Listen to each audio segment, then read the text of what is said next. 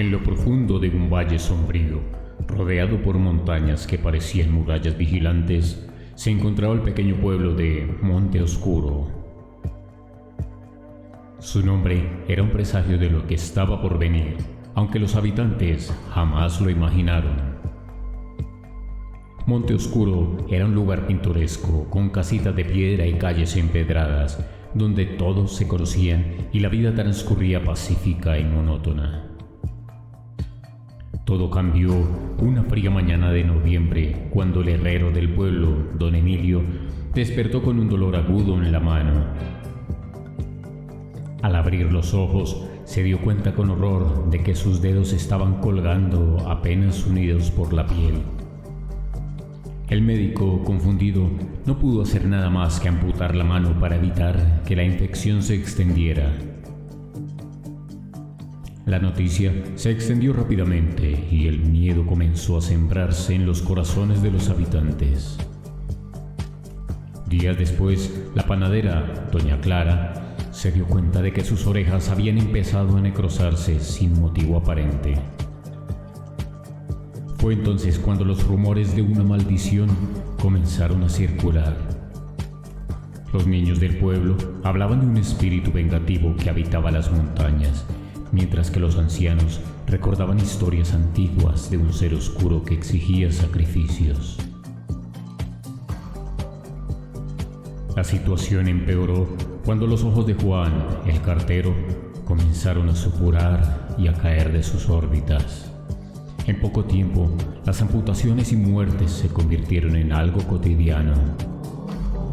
Nadie sabía cómo detenerlo y el miedo se transformó en histeria. Las casas comenzaron a quedarse vacías.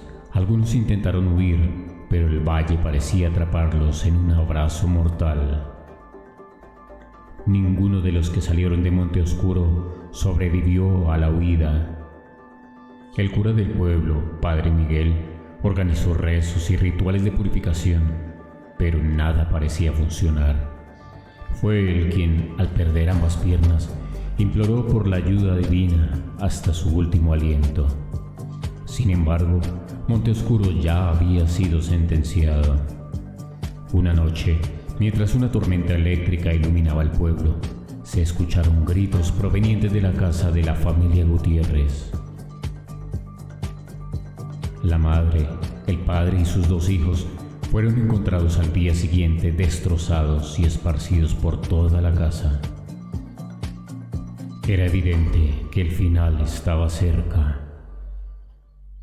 Con el pasar de los días, los habitantes de Monte Oscuro fueron cayendo, uno por uno, despojados de sus miembros y de sus vidas.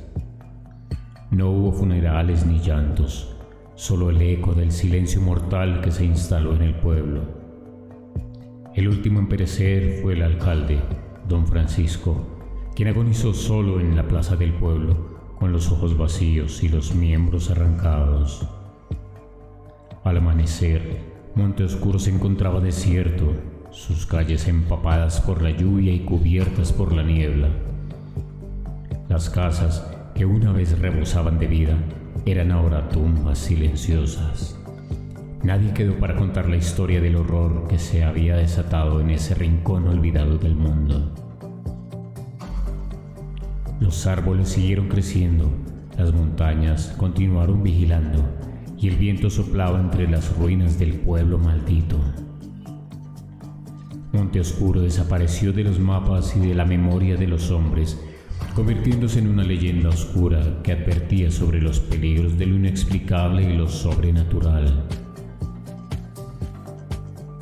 Así, el pequeño pueblo se desvaneció en el tiempo, dejando tras de sí un misterio que jamás sería resuelto y un eco de terror que persistiría en la sombra de las montañas.